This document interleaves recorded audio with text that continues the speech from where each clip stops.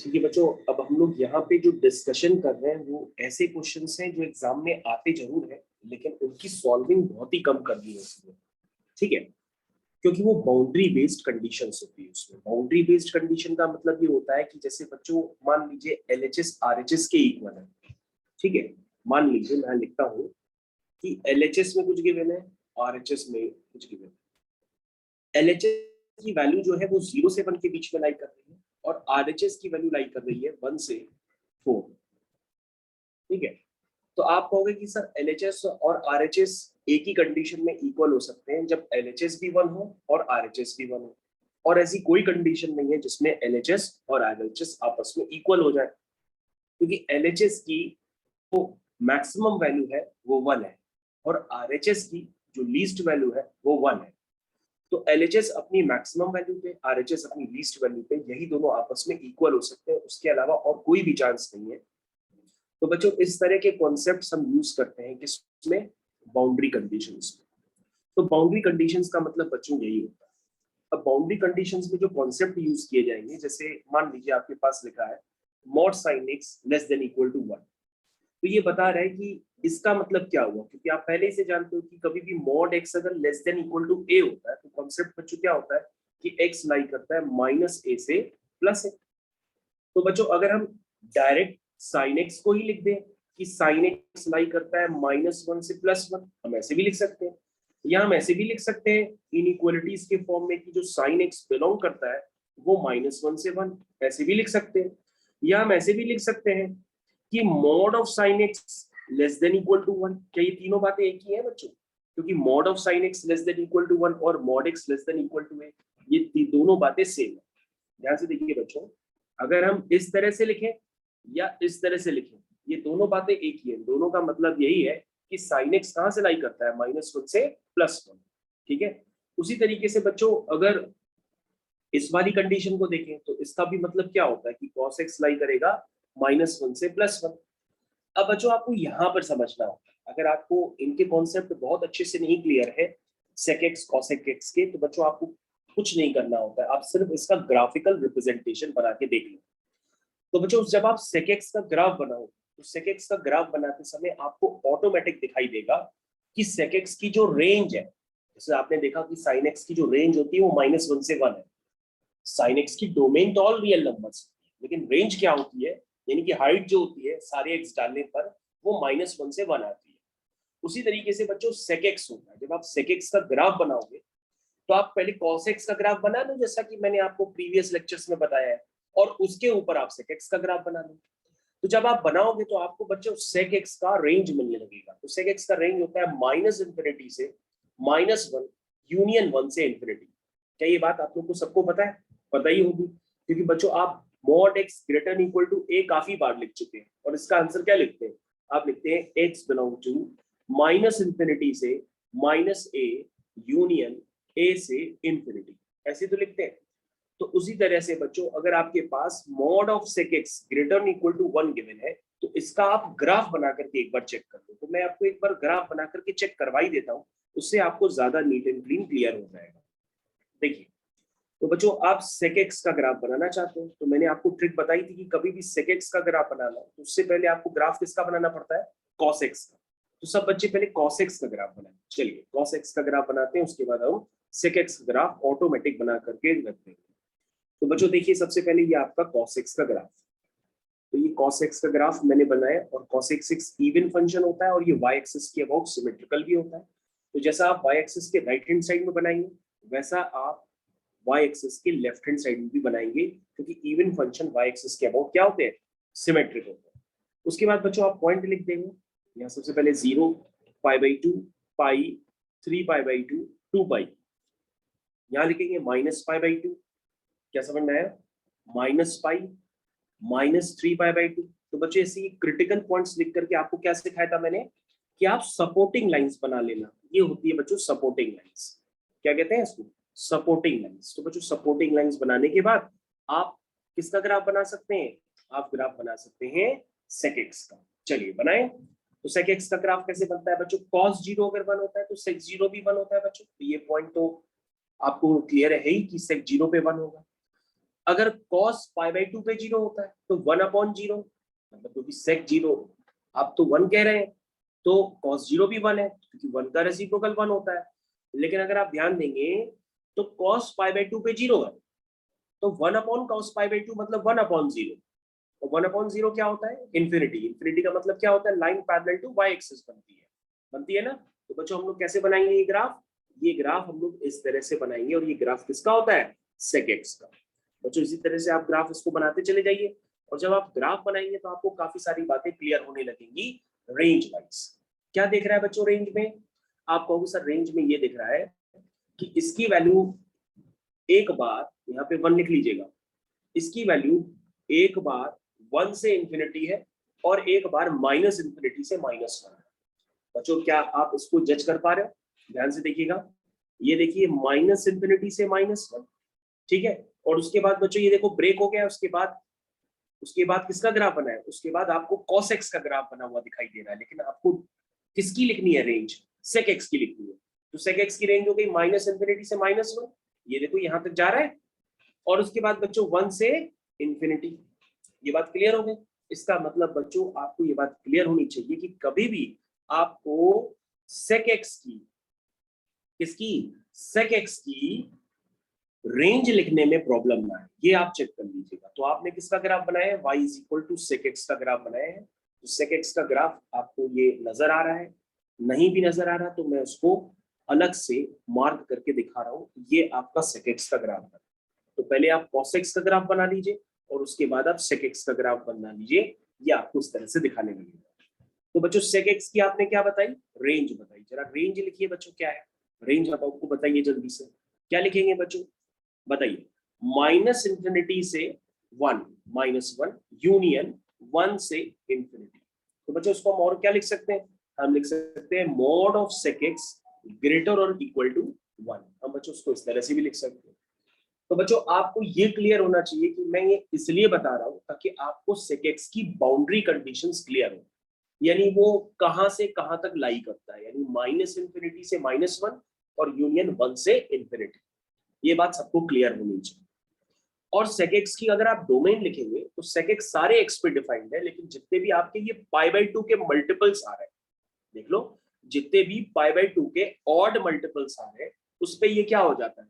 Undefined हो जाता है, ब्रेक हो जाता है। ये सारे x पे डिफाइंड नहीं है, जहां पर π/2 के मल्टीपल्स है वहां पे ग्राफ आपका क्या हो जाता है? ब्रेक हो जाता है, डिसकंटिन्यूअस हो जाता है। इसलिए अगर हम इस ग्राफ की डोमेन भी लिखना चाहें तो हम आपको डोमेन भी एक बार समझा देते हैं। यानी sec x की डोमेन क्या होती है? डोमेन कहोगे सर सारे रियल नंबर्स हैं, लेकिन उसमें से कौन से हटा देंगे नंबर्स? जो ऑड मल्टीपल्स ऑफ π/2। तो बच्चों ऑड मल्टीपल्स ऑफ π/2 को हम कैसे लिखते हैं? 2n + 1 π/2। तो बच्चों ये किसकी हो गई डोमेन? ये हो गई sec x की डोमेन। और ऊपर क्या लिखी है? sec x की रेंज। तो बच्चों जिस तरह से आपने sec x के लिए किया उसी तरीके से आपको cosec x के लिए भी करना पड़ता है। तो बच्चों sec x और cos x के ग्राफ बनाने का मेथड तो सेम होता है। तो जब मेथड सेम है तो आपको प्रॉब्लम नहीं आनी चाहिए। आप डायरेक्टली इस बात को यहाँ पे लिख लीजिए कि जो cosec x होता है, क्या है? cosec x, उसकी भी रेंज क्या होगी? -इंफिनिटी से -1 यूनियन 1 से इंफिनिटी। बच्चों tan x का ग्राफ भी आप काफी बार देख चुके हैं। तो tan x का ग्राफ अगर आपने देखा है तो tan 0 पे 0 होता है, tan π/2 पे इंफिनिटी होता है, tan -π/2 पे माइनस इंफिनिटी होता है। तो बच्चों अगर हम इस बात को इस तरह से लिखें तो तुम कहोगे सर फायदा क्या है? क्योंकि इसका रिजल्ट अगर आप निकालेंगे मॉडुलस की डेफिनेशन यूज करके तो क्या आएगा? आप कहोगे सर tan x बिलोंग करेगा -इंफिनिटी से -0 मतलब 0 यूनियन 0 से इंफिनिटी।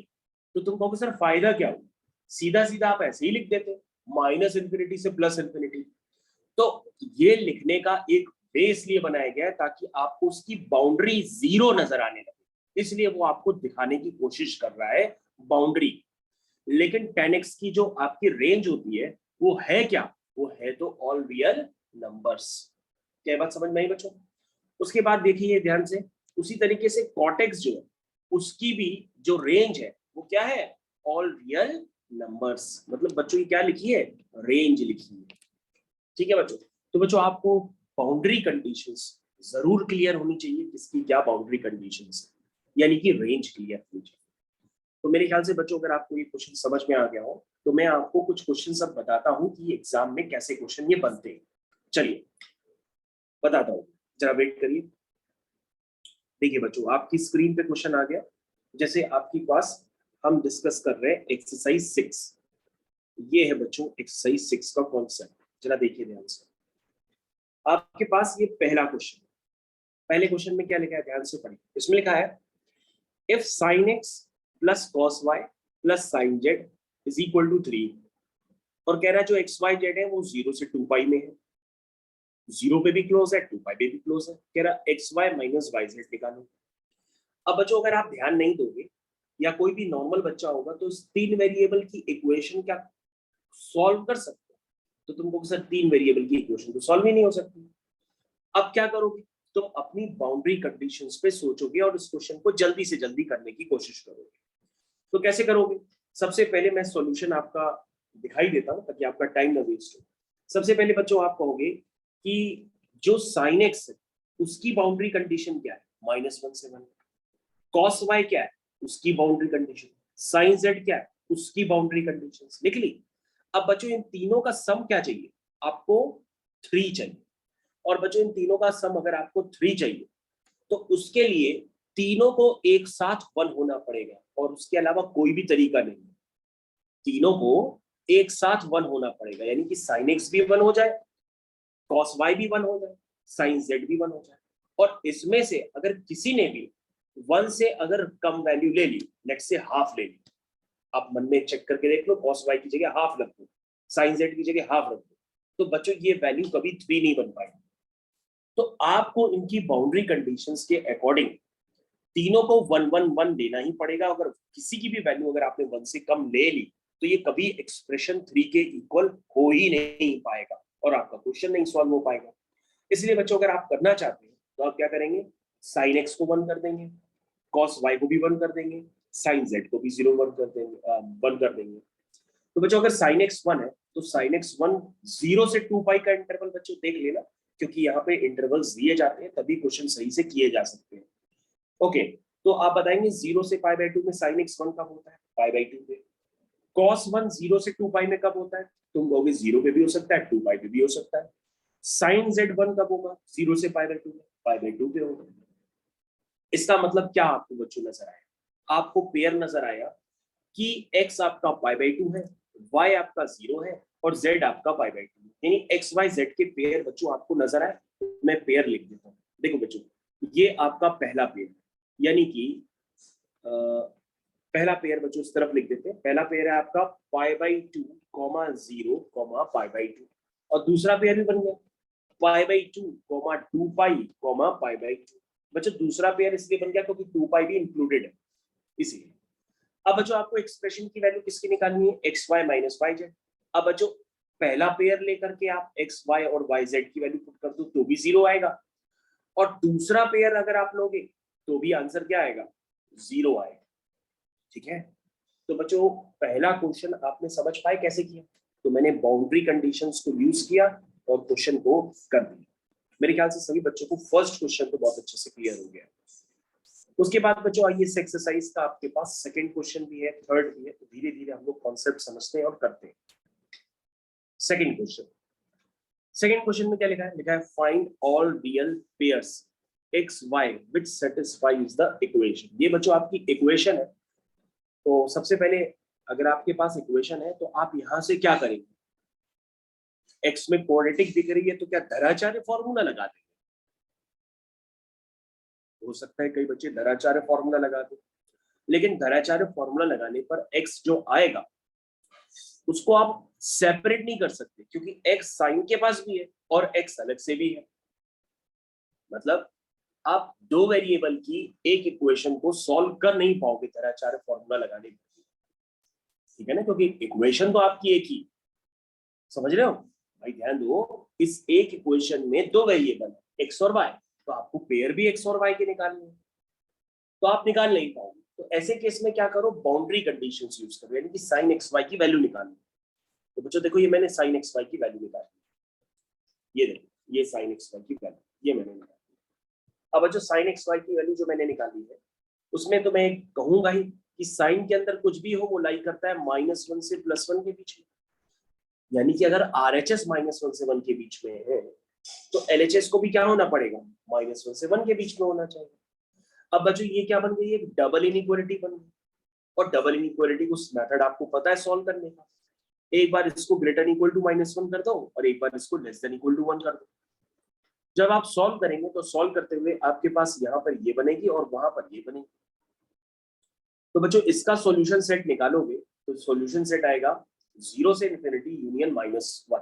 क्यों? क्योंकि -1 पे न्यूमरेटर 0 हो सकता है लेकिन आप डिनोमिनेटर 0 नहीं कर सकते। और बच्चों अगर आप वेवी कर्व पैटर्न से करना चाहें तो वो भी कर सकते हैं। वेवी कर्व पैटर्न मैं आपको बता देता हूँ, देखिए जरा ये वेवी कर्व पैटर्न। सबसे पहले क्रिटिकल पॉइंट लिखेंगे, एक आएगा -1, ठीक है, और एक आएगा 0। तो 0 प्लस 0 क्या है, ऑड पावर का फैक्टर है तो साइन चेंज होगा प्लस माइनस, लेकिन -1 इवन पावर का फैक्टर है तो साइन चेंज नहीं होगा, माइनस। अब आप वेव चल जाएंगे, प्लस है तो ऊपर, माइनस है तो नीचे, और फिर माइनस है तो फिर नीचे। तो बच्चों आपको क्या समझ में आया, ग्रेटर देन 0 वाला चाहिए तो 0 से इन्फिनिटी तो लिखोगे, लेकिन 0 से इन्फिनिटी में कौन सा पॉइंट छूट गया, -1, तो -1 को आपसे अलग से लेना पड़ेगा क्योंकि -1 पे न्यूमरेटर 0 हो सकता है। क्या समझ में आया सॉल्यूशन से? ठीक है बच्चों, सबको अगर समझ में आ गया तो मैं ये रफ वर्किंग यहाँ से हटा देता हूँ, तो सॉल्यूशन सेट आपको क्लियर होना चाहिए। वैसे ही बच्चों आप दूसरी वाली इन इक्वेशन का भी सॉल्यूशन सेट निकालेंगे, कैसे निकालेंगे? सबसे पहले आप नंबर लाइन प्रॉपर बना ही लीजिए। सबसे पहले आएगा यहाँ पे 0 और 1, तो बच्चों ये 0 और 1 कैसा फैक्टर है, तो सर 1 इवन पावर का फैक्टर है तो साइन चेंज होगा, अगर प्लस है तो यहाँ पे भी प्लस रहेगा, साइन चेंज नहीं होगा। उसके बाद 0 ऑड पावर का फैक्टर है तो साइन चेंज होगा।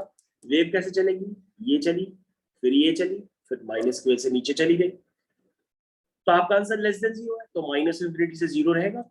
और उसके बाद आपको 0 भी चाहिए तो 1 पे 0 हो सकता है, तो आपका सॉल्यूशन सेट क्या आपको क्लियर है? क्लियर है। तो बच्चों अगर आप ध्यान से देखो तो दोनों सॉल्यूशन सेट का कोई आपस में इंटरसेक्शन आ रहा है, आ रहा है, चेक करके देखो जरा, दोनों सॉल्यूशन सेट का क्या आपस में कोई इंटरसेक्शन आ रहा है, कोई कॉमन एलिमेंट आ रहा है? एक सॉल्यूशन सेट आपका ये है, ठीक है, और दूसरा सॉल्यूशन सेट आपका ये है। अब चेक करो दोनों में क्या कोई कॉमन सॉल्यूशन है कोई कॉमन सॉल्यूशन? कौन सा है? -1 और 1 कहाँ कॉमन है? एक सेकंड,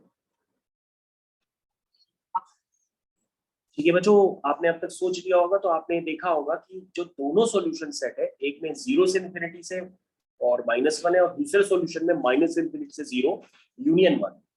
तो अगर बच्चों आप चेक करेंगे तो जो 1 है वो इस वाले सॉल्यूशन सेट में आएगा 0 से इन्फिनिटी में, तो 1 दोनों में कॉमन है। और उसके बाद जो -1 है वो बच्चों -इन्फिनिटी से 0 में आएगा। इसका मतलब आपके दो सॉल्यूशन एक्स के दो पेयर्स निकल के आएंगे, एक -1 और 1। और बच्चों जब आप x एक बार -1 पुट करोगे किस इक्वेशन में, इस वाली इक्वेशन में, तो आपके पास y पे रेस्ट्रिक्शन बन जाएगी, बनेगी। और एक बार जब आप x1 पुट करोगे तो भी y में रेस्ट्रिक्शन बन जाएगी। तो बच्चों इस तरह से आपके पास x और y में क्या निकल आएंगे, पेयर्स निकल आएंगे, और x और y में जब पेयर्स निकल आएंगे तो आपका आंसर आ जाएगा। समझ गए? चलिए बच्चों, हम लोग सेकंड क्वेश्चन में बहुत देर तक डिस्कशन कर दिया, बहुत देर तक समझा दिया। अब हम लोग बच्चों थर्ड क्वेश्चन की तरफ चलते हैं। थर्ड क्वेश्चन बच्चों हम लोग आ रहे हैं, तो थर्ड क्वेश्चन में क्या लिखा है, find the number of real roots of the equation cos to the power 7x plus sin to the power 4x equal to 1 in the interval -3 pi से 3 pi। स्टार्ट करें। देखिए थर्ड क्वेश्चन बच्चों, ये आपका थर्ड क्वेश्चन आ गया, ये आपका third question. तो बच्चों थर्ड क्वेश्चन को करने से पहले आप क्या करिए, इस इक्वेशन को जरा सिंप्लीफाई करना स्टार्ट करिए। कैसे सिंप्लीफाई करेंगे, आपके पास ये इक्वेशन गिवन है, आप sin की पावर 4x को उधर भेजो, जैसे ही भेजोगे तो बच्चों sin की पावर 4x 1 से कंबाइन होकर के फैक्टर बना दो। समझना है? तो जब फैक्टर बनेगा तो उसमें एक factor 1 minus sine square x भी आएगा जिसको आप cos स्क्वायर एक्स लिख देंगे, और फिर दोनों टर्म को एक तरफ ला करके 0 कर देंगे, तो दो फैक्टर्स का प्रोडक्ट 0 हो जाएगा। कुल मिलाकर के आपने इसको फैक्टराइज कर दिया। तो बच्चों यहां से आपके पास क्या आएगा कि cos स्क्वायर एक्स 0 भी हो सकता है, और अगर आप इसको 0 करेंगे तो cos की power 5x is equal to 1 plus sine square x हो जाएगा। अब बच्चों आपके पास दो कंडीशंस बन गई, या तो ये कंडीशन या तो ये कंडीशन। अब इससे आपको नंबर ऑफ सॉल्यूशंस निकालने हैं -3 से 3 पाई। ठीक है, और बच्चों अगर आपको नीड पड़े तो आप ग्राफ खुद से बनाइए अपनी कॉपी में। तो बच्चों अगर आप cos स्क्वायर x को 0 कर दे तो यहाँ से cos x 0 आएगा। अब ये देख लीजिए कि -3 पाई से 3 पाई के बीच में cos x 0 कहाँ कहाँ होगा, चेक कर लीजिए आप। तो कहाँ कहाँ होगा, 3 पाई इंक्लूडेड नहीं है, -3 पाई भी इंक्लूडेड नहीं है, तो cos कहाँ कहाँ 0 होगा बताइए। एक होगा -2 पाई पे, एक होगा -पाई पे। पॉइंट दिख रहे हैं आप लोग को, -2 पाई पे। तो बच्चों यहाँ पे थोड़ा सा आपको ध्यान देना होगा। This is your graph of sine x, इधर वाला cos x का ग्राफ है, इधर ध्यान दीजिएगा। y is equal to cos x। तो कहाँ कहाँ 0 दिख रहा है बच्चों, ध्यान से देखिए, जल्दी जल्दी बताइए cos x 0 कहाँ पर है। एक ये पॉइंट है, एक ये पॉइंट है, और बच्चों ध्यान से देखो 3 पाई इंक्लूडेड नहीं है। ये देखो -3 पाई से 3 पाई में 3 पाई इंक्लूडेड नहीं है, तो उसको मत लेना। और कहाँ 0 हो सकता है बच्चों, यहाँ 0 हो सकता है, यहाँ 0 हो सकता है। तो और कहाँ 0 होगा, ये पॉइंट क्या है, यहाँ पे 0 हो सकता है। और कोई पॉइंट, यहाँ पे 0 हो सकता है। और कोई पॉइंट। तो बच्चों 6 जगह 0 हो सकता है -3 पाई से 3 पाई के बीच में। cos x जो है 6 जगह 0 होगा। तो आपके सॉल्यूशन कितने हो जाएंगे, 6 सॉल्यूशन हो जाएंगे। ठीक है, चलिए अब बच्चों हमारे पास दूसरी इक्वेशन है, इसकी तरफ हम लोग ध्यान दें। क्या लिखा हुआ है इसमें, ध्यान दीजिए। cos की power 5x is equal to 1 plus sine square x। तो बच्चों जब आप इसको सॉल्व करेंगे तो सॉल्व नहीं होगी इक्वेशन, इसलिए आपको ध्यान देना होगा बाउंड्री कंडीशंस की। तो बच्चों एक बात बताओ, cos x होता है तो वो -1 से 1 के बीच में लाई करेगा। अब cos x की पावर ऑड कुछ भी हो, चाहे cos की पावर 3x हो, चाहे cos की पावर 7x हो, चाहे cos की पावर 5x हो, वो सब कुछ क्या करेंगे, -1 से 1 के बीच में ही तो लाई करेंगे। क्योंकि इवन पावर होती तो नेगेटिव वाला कंसेप्ट हट जाता, जैसे cos स्क्वायर x होता तो 0 से 1, cos की पावर 4x होता तो भी 0 से 1। तो cos की पावर 5x से सबको क्लियर है कि -1 से 1 के बीच में लाई करेगा। उसी तरीके से बच्चों आपको ध्यान देना होगा कि जो साइन स्क्वायर एक्स वो 0 से 1 होगा। तो साइन स्क्वायर एक्स की जब लीस्ट वैल्यू डालोगे 0, तो ये वैल्यू ओवरऑल आरएचएस की क्या बन जाएगी, 1। और साइन स्क्वायर एक्स की जब मैक्सिमम वैल्यू डालेंगे 1, तो आरएचएस की वैल्यू बन जाएगी 1 + 1 2। यानी 1 प्लस साइन स्क्वायर एक्स जो ओवरऑल है वो 1 से 2 के बीच में लाई करेगा, और cos की पावर 5x -1 से 1 के बीच में लाई करेगा। तो आपको ये दिखना चाहिए कि ये दोनों आपस में इक्वल सिर्फ एक कंडीशन पे हो सकते हैं, जब LHS भी 1 हो और RHS भी 1 हो। क्या बात सबको समझ में आई, पहले चेक करिए, क्या बात सबको समझ में आई। नहीं समझ में आई तो टेलीग्राम पे मैसेज करिए, पहले चेक करिए।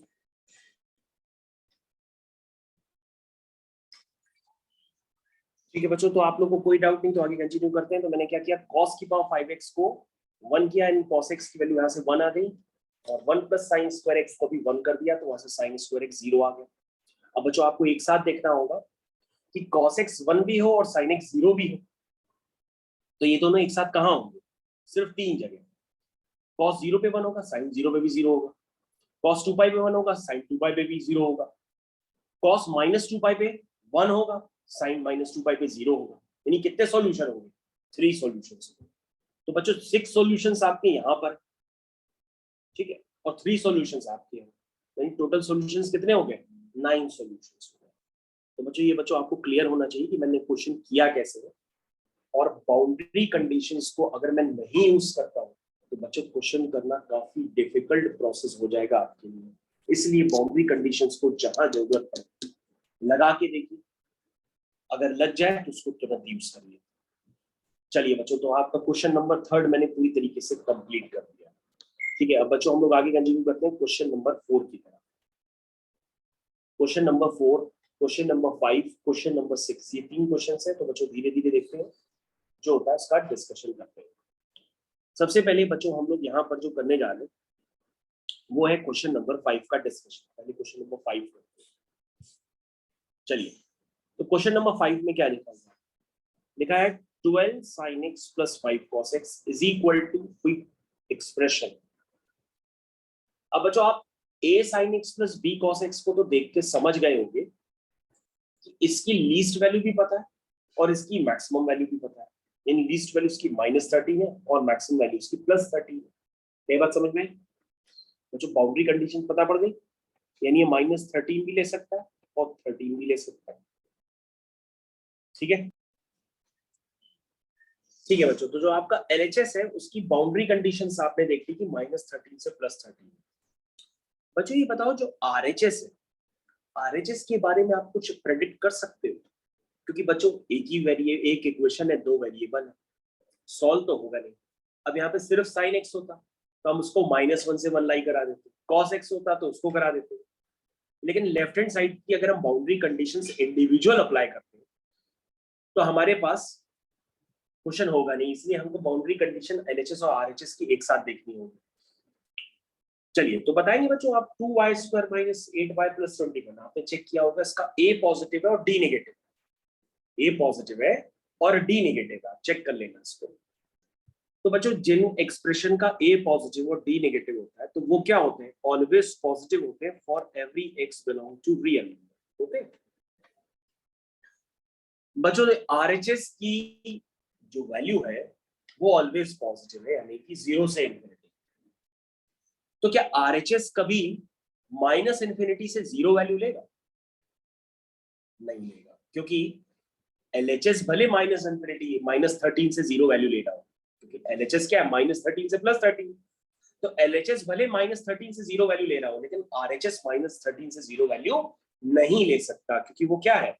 ऑलवेज पॉजिटिव है, 0 से बड़ा। तो तुम क्या कहोगे कि सर एक बात तो तय है कि LHS अगर 13 है तो हम RHS को भी 13 ले सकते हैं। LHS अगर 13 अगर लेगा अपनी बाउंड्री कंडीशन पे तो RHS भी 13 ले सकता है। या LHS अगर 0 से 13 के बीच में लाई करेगा तो RHS भी 0 से 13 के बीच में लाई करेगा, करेगा ना?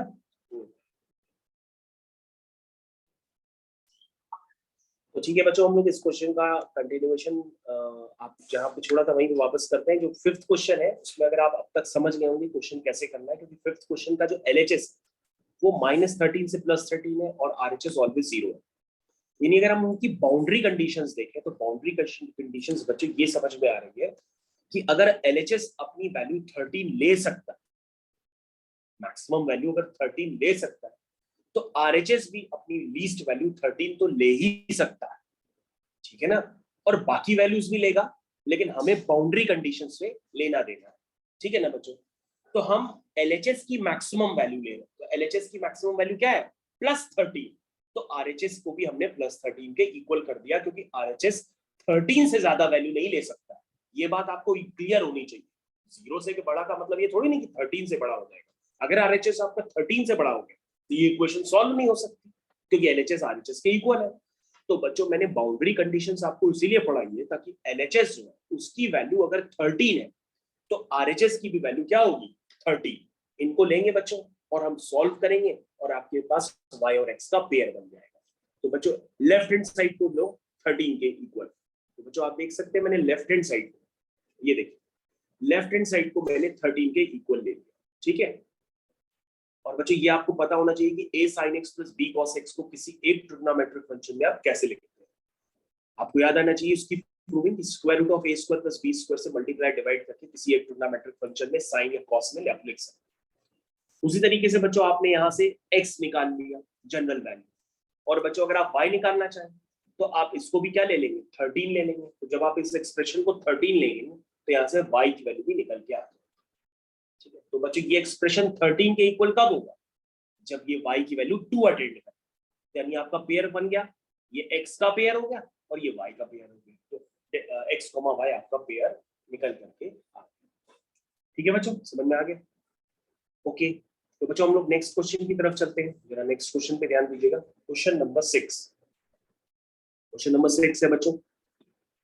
क्वेश्चन थोड़ा सा अजीब आपको लगेगा, लेकिन है तो बाउंड्री कंडीशन पे बेस्ड। तो 2 की पावर 1/cos²x। तो सबसे पहले हर बच्चा क्या करेगा? वो सोचेगा कि हम लिखते हैं y² - 1 + ½ less than equal to 1 upon क्या आएगा 2 की power 1 upon cos square x. तो बच्चों इनइक्वालिटीज का फॉर्मेशन हो गया, और इनइक्वालिटीज का फॉर्मेशन होते ही आपको ये सोचना पड़ेगा कि हम इनको इक्वल कब कर सकते हैं, यानी कि बाउंड्री कंडीशंस। तो तुम कहोगे सर एक बार पहले हम ये चेक कर लेते हैं कि 2 की power 1 upon cos square x का क्या हो सकता है ना। तो तुम कहोगे सर कॉस स्क्वायर एक्स जो होता है, ध्यान दीजिएगा, जो कॉस स्क्वायर एक्स होता है वो 0 से 1 के बीच में लाई करेगा। तो कॉस स्क्वायर एक्स की वैल्यू अगर आप 0 कर देंगे तो ये हो जाएगा 1 अपॉन 0, और 1 अपॉन 0 होता है इन्फिनिटी, और 2 की पावर इन्फिनिटी होता है प्लस इन्फिनिटी। ये आपको पता है 2 की पावर इन्फिनिटी क्या होगा, वो होगा प्लस इन्फिनिटी, और 2 की पावर इन्फिनिटी प्लस इन्फिनिटी है तो 1 अपॉन इन्फिनिटी क्या हो गया, 0 हो गया। तो बच्चों इसकी जो लीस्ट वैल्यू है वो क्या है, 0। समझ में? अब बच्चों कॉस स्क्वायर एक्स की जगह आप क्या लोगे, 1 लोगे। जब कॉस स्क्वायर एक्स की जगह 1 लोगे तो 1 अपॉन 1 ये क्या बन जाएगा, 1 अपॉन 1, तो 1 अपॉन 1 1 हो गया, तो 2 की पावर 1, तो 2 की पावर 1 2 हो गया, और 1 अपॉन 2 तो 1 अपॉन 2 हो गया। नहीं समझ में? तो बच्चों आपको ये समझ में आना चाहिए कि मैंने क्या बताया कि किसकी लीस्ट वैल्यू है 0 और मैक्सिमम वैल्यू है 1/2, यानी जो आपका आरएचएस है वो कहां से लाई कर रहा है, 0 से लेकर के 1/2। समझ में? अब जो आपका एलएचएस है, एलएचएस तुम चेक करोगे कि यार एलएचएस क्या कहां से कहां वैल्यू ले सकता है। अब भैया ऐसा थोड़ा ना करोगे एक ही इक्वेशन उसको सॉल्व करने बैठ जाओगे, सॉल्व थोड़ा ना होगी, एक वेरिएबल दो वेरिएबल है, इक्वेशन है कि ये इनइक्वालिटी सॉल्व भी नहीं होगी। आपको बाउंड्री कंडीशंस पे ही सोचना पड़ता है। अब आप क्या कहोगे कि सर हम एक बार चेक कर लेते हैं कि एलएचएस की मैक्सिमम और मिनिमम वैल्यू भी सोच लेते हैं। तो हमने कहा बेटा मैक्सिमम और मिनिमम वैल्यूज की निकालने के लिए या तो आप एप्लीकेशन ऑफ डेरिवेटिव यूज करो, या इसी के अंदर आप परफेक्ट स्क्वायर बना लो। तो परफेक्ट स्क्वायर कैसे बनाओगे, कहोगे a square plus b square minus 2ab, minus 2ab की जगह ये आ जाएगा, और प्लस हाफ माइनस 1/4, ऐसी तो लिखोगे। अगर मुझे सॉल्यूशन कम समझ में आ रहा है तो मैं आपको नीट एंड क्लीन सॉल्यूशन दिखाते हैं। ये देखिए नीट एंड क्लीन सॉल्यूशन। तो बच्चों जब आप इसको परफेक्ट स्क्वायर बनाओगे तो ये परफेक्ट स्क्वायर इस तरह से बन करके आ जाएगा। बोलो समझ में आया, परफेक्ट स्क्वायर इस तरह से बन के आ जाएगा। तो बच्चों अब आप चेक कर लो भाई, जो आरएचएस है वो 0 से हाफ है, और एलएचएस की मिनिमम वैल्यू तो आप बता ही सकते हो क्योंकि परफेक्ट स्क्वायर की मिनिमम वैल्यू हर कोई जानता है 0। तो परफेक्ट स्क्वायर की मिनिमम वैल्यू 0 जैसे ही पुट करोगे तो इसकी वैल्यू क्या आएगी, इसकी वैल्यू आएगी स्क्वायर रूट ऑफ 1/4, और स्क्वायर रूट ऑफ 1/4 क्या होता है, 1/2। बोलो भाई, मेरी बात आप लोग समझ पाए कि जब आपने y को हाफ रखा तो इस एक्सप्रेशन की वैल्यू क्या आई, 1/2। क्या आई, 1/2। यानी ये वैल्यू क्या जा सकती है, ये वैल्यू 1/2 हो सकती है जब y क्या हो, हाफ। बोलो समझ में आया? तो बच्चों ये वैल्यू अगर 1/2 हो सकती है तो आपके पास कुछ क्वेश्चन में करने के लिए बचा ही नहीं। ये वैल्यू 1/2 कब लेगी, जब y हाफ होगा। ये वैल्यू 1/2 कब लेगी, जब cos स्क्वायर एक्स क्या होगा, 0 होगा। सॉरी cos स्क्वायर एक्स 1 होगा, और 1 को आप क्या लिखोगे, cos स्क्वायर 0। नहीं समझे बच्चों? बच्चों एलएचएस और आरएचएस आपस में एक ही कंडीशन पे बराबर दिख रहे हैं। किस पे, y is equal to half पर इसकी वैल्यू क्या है, हाफ, और cos स्क्वायर एक्स जब 1 होता है तो इसकी भी वैल्यू हाफ है। यानी कि जब y हाफ हो तो cos स्क्वायर एक्स क्या हो, 1 हो। तो y हाफ आ गया तो cos स्क्वायर एक्स 1 का मतलब cos स्क्वायर 0, और cos square theta is equal to cos square alpha, यानी कि theta is equal to n pi plus alpha. यानी आपका सॉल्यूशन सेट क्या आया, n पाई कॉमा हाफ। बोलो समझ में आए, n पाई कॉमा हाफ, ये आपका सॉल्यूशन सेट है। नहीं समझ में आया समझ में? बच्चों ये क्लियर होना चाहिए कि मैंने आपको इतनी देर तक क्या पढ़ाया। तो बाउंड्री कंडीशन पे बेस्ड ये क्वेश्चन है।